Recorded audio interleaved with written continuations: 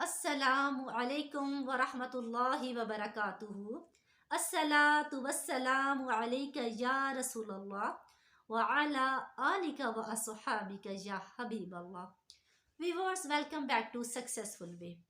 آج ہم کسی ٹاپک پر بات نہیں کریں گے، بلکہ میں اپنے ویورز کو ایک قصہ سناؤں گی، ایک ایسا قصہ جس کو سن کر ہم سب کا ایمان تازہ ہو جائے گا اور اس بات پر پکا یقین ہو جائے گا کہ اللہ ہر چیز پر قادر ہے بے شک۔ تو یہ قصہ ایک موچی کا ہے۔ چلیے قصہ شروع کرتے ہیں۔ کسی زمانے میں ایک موچی اپنے چھوٹے سے خاندان کے ساتھ ایک چھوٹی سی جھونپڑی میں رہا کرتا تھا۔ ان کا گزر بسر نہایت مشکل سے ہوتا تھا، لیکن وہ پھر بھی اللہ کا شکر ادا کیا کرتے تھے۔ موچی کا روزانہ کا معمول تھا کہ وہ گھر سے جاتے ہوئے ایک سوکھی روٹی لے جایا کرتا تھا۔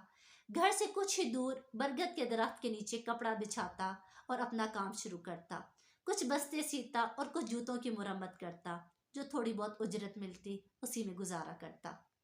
اب وہ روزانہ جب صبح کام پر آتا، اپنا کام شروع کرتا، جو کام کرتا، ظہر کی نماز تک اپنا کام کرتا۔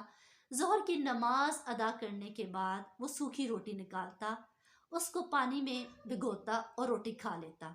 اسی روٹی کے ایک چھوٹا سا ٹکڑا وہ بچا لیا کرتا تھا۔ اس ٹکڑے کے وہ چھوٹے چھوٹے ٹکڑے کر چڑیوں کے آگے ڈالتا، جو کہ برگد کے درخت کے اوپر رہتی تھی۔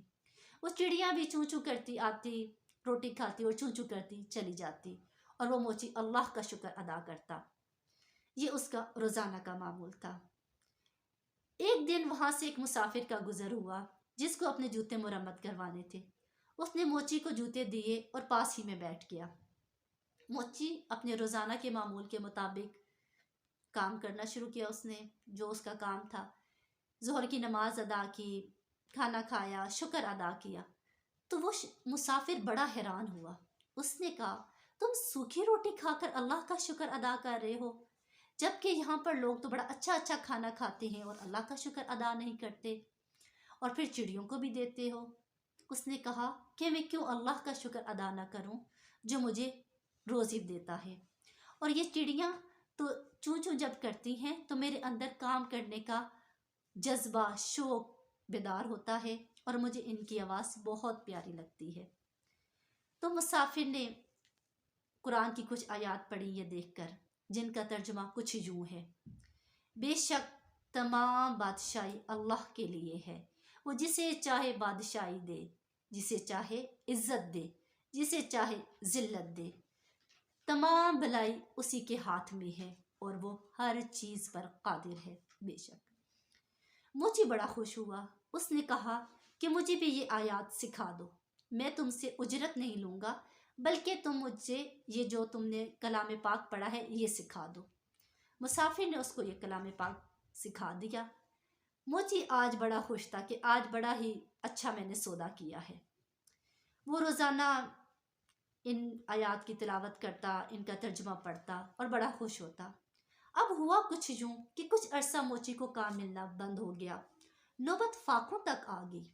وہ بڑا پریشان تھا، 4 دن سے خود بھی بھوکا تھا، بچے بھی بھوکے تھے، صرف پانی پر گزارا ہو رہا تھا۔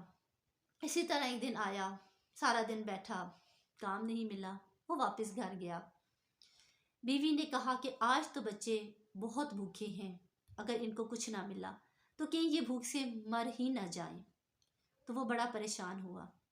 بیوی نے کہا کہ ہمارے پڑوس میں ہی کچھ لوگ نئے آئے ہیں، جن کے گھر سے کھانے کی خوشبوئیں آ رہی ہیں، انہوں نے اپنا نیا گھر بنایا ہے، شاید اس کی خوشی میں وہ لوگ کھانا تقسیم کر رہی ہیں، تم جاؤ ان سے کچھ کھانا لے آؤ، یا ان سے کہنا کہ کچھ پیسے ہی دے دیں جن سے تم بچوں کے لیے کچھ کھانا خرید سکو۔ موچی بڑا غیرت مند تھا۔ اس نے کہا کہ میں نے اس شخص کو دیکھا ہے، وہ بڑا گھمنڈی ہے، وہ کچھ نہیں دے گا۔ بیوی نے کہا بچوں کی مجبوری ہے ورنہ یہ بھوکے مر جائیں گے۔ موچی بیچارہ مجبور لاچار پڑوسی کے دروازے پہ گیا، دستک دی، وہ آیا۔ اس نے کہا کہ میں آپ کے پڑوس میں سے آیا ہوں، مجھے کچھ کھانا دے دیجئے یا کچھ پیسے دے دیجئے۔ پڑوسی نے کہا بڑے چالاک ہو، کھانے کی خوشبوئیں آئی نہیں تو ندیدے بن کے کھانا لینے آنیں گے، میں کوئی حرام کا نہیں کماتا کہ یوں تم جیسے منگتوں پہ لٹاتا پھروں۔ اس نے کہا کہ آپ آئیں میرے گھر میں چل کے میرے بچوں کو دیکھیں تو آپ کو اندازہ ہو جائے گا۔ اس نے کہا کہ مجھے کوئی ضرورت نہیں ہے، میں تم جیسے بھوکوں کو بہت اچھی طرح جانتا ہوں، اور اپنے ملازم کو بلایا اور کہا کہ اس کو دھکے دے کر گھر سے باہر نکال دو۔ ملازم آیا، جو ہی اس نے موچی کو دھکا دیا وہ گھر سے باہر جا کر ایک درخت کے ساتھ ٹکرا کر گر گیا۔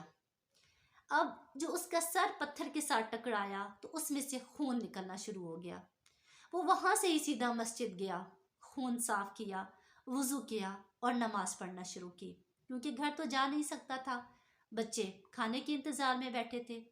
اب اس نے جو نماز ادا کی، نماز ادا کرنے کے بعد اللہ کی بارگاہ میں دعا کے لیے ہاتھ اٹھائے اور دعا شروع کی، اور پھر وہی کلمات پڑھے جو اس نے اس مسافر سے سیکھے تھے کہ بے شک بادشاہی اللہ ہی کے ہاتھ میں ہے، وہ جسے چاہے عزت دے، جسے چاہے ذلت دے، اور تمام بھلائی اللہ ہی کے پاس ہے اور وہ ہر چیز پر قادر ہے۔ تو جب وہ یہ دعا کر رہا تھا، بڑے گڑ گڑا کر دعا کر رہا تھا، تو پاس ہی ایک بندہ آیا، اس نے نماز ادا کی۔ نماز ادا کرنے کے بعد وہ موچی کے پاس آیا اور اس نے کہا کہ مجھے یہ کلمات بہت پسند آئے ہیں جن کے ذریعے تم اللہ رب العزت سے دعا مانگ رہے ہو، اور مجھے تمہارا مانگنے کا انداز بھی بہت پسند آیا، تم مجھے کچھ بھلے اور اچھے انسان معلوم ہوتے ہو۔ میرے ساتھ کچھ یوں ہوا ہے کہ میں دوسرے شہر سے مال تجارت لے کر آیا ہوں، لیکن میرے ساتھ ایک حادثہ پیش آ گیا ہے کہ میرا جو ساتھی تھا وہ دوران سفر ہی اس کا جو ہے وہ انتقال ہو گیا ہے، اور اب میں اکیلا ہوں اور مجھے اس شہر اور اس علاقے کی کچھ واقفیت نہیں ہے، کیا تم میرے ساتھ مل کر کام کرو گے تو میں تمہیں پورا معاوضہ دوں گا۔ تو موچی بڑا خوش ہوا، اس نے کہا کیوں نہیں، میں تو ضرور کام کروں گا۔ اس نے اس اجنبی مسافر کے ساتھ مل کر کام شروع کیا، اس نے اس کو پیسے دیے، وہ گھر گیا، بچوں کو کھانا دیا، سب نے کھایا، اللہ کا شکر ادا کیا۔ اب موچی نے بڑے دل جمی سے اور بڑی ہی فرما برداری اور آپ کہہ سکتے ہیں ایمانداری کے ساتھ اس نے اس مسافر کے ساتھ، اس اجنبی کے ساتھ تجارت کی، کام کیا، اور رفتہ رفتہ ان کا جو کام ہے وہ پھیلتا گیا اور اس کو ترقیاں ملتی گئی۔ اب جو مسافر تھا وہ اپنے شہر جانے لگا اور جاتے ہوئے کچھ مال جو ہے وہ موچی کو دے گیا کہ اس سے تم اپنا کام جاری رکھو۔ اب اللہ کا کرنا یہ ہوا کہ چند ہی دنوں میں موچی کو بہت زیادہ کامیابی ملی اور اسے بہت فائدہ حاصل ہوا، اور وہ اس شہر کا ایک جانا مانا تجارت دان، یا آپ کہہ سکتے ہیں کہ تاجر بن گیا۔ اب اس کے چرچے پورے شہر میں ہونے لگے، اس کے دروازے پر جو بھی بھیک مانگنے آتا وہ اس کو بڑی عزت کے ساتھ روٹی دیتا اور بٹھا کر اندر کھانا کھلاتا، اور کچھ لوگوں کی اور بھی مدد کرتا۔ وہ برگد کے درخت کو نہیں بھولا تھا، وہ وہاں جاتا، روزانہ چڑیوں کے آگے دانہ ڈالتا، پانی دیتا ان کو، جو کہ اس کا معمول تھا۔ وہ اپنے ہی اسی روٹین کے مطابق اللہ کو یاد کرتا اور ان آیات کا ورد کرتا۔ اب اللہ کی کرنی کہ اللہ نے اس کو یہ شان اور ترقی دی۔ اب ایک دن اس کے دروازے پر ایک بھکاری آیا جو کہ بڑا ہی افسردہ حال تھا۔ موچی کا جو ملازم تھا وہ گیا، اس نے دروازہ کھولا تو وہ رونا شروع ہو گیا، وہ روتا روتا اندر آیا۔ تو موچی نے جو کہ اس کا مالک تھا اس نے پوچھا کیا ہوا ہے، تم کیوں روتے ہو؟ تو اس نے جواب دیا کہ یہ جو شخص باہر بھکاری بن کر آیا ہے، میں پہلے اس کے ہاں ملازم تھا، یہ نہایت دولت مند تھا، لیکن یہ بڑا گھمنڈی تھا، یہ کسی کی مدد نہیں کیا کرتا تھا۔ ایک مرتبہ میرا بچہ بیمار ہوا اور میں نے اس سے کچھ پیسے طلب کیے، تو میں نے اس سے کہا کہ میرا بیٹا علاج کے بغیر مر جائے گا، لیکن اس نے میری مدد نہیں کی اور میرا بیٹا اسی حال میں انتقال کر گیا۔ تو میں آج اس کو اس حال میں دیکھ کر بڑا پریشان ہوا ہوں۔ موچی گیا، اس نے اس جو بندہ تھا اس کو اندر لے کے آیا، اس کو بٹھایا، اس سے سارا ماجرا سنا کہ کیا ہوا۔ اس نے بتایا کہ میرے کاروبار میں نقصان ہوا، میری بیوی کی بھی وفات ہوگی، اور بچے جو ہیں وہ نافرمان اور باغی ہو کر آوارہ ہو گئے ہیں۔ اب میں تنہا ہوں، بھیک مانگتا ہوں، مل جائے تو کھا لیتا ہوں، نہ ملے تو ایسے ہی پڑا رہتا ہوں، کوئی ٹھکانہ، کوئی آسرا نہیں ہے۔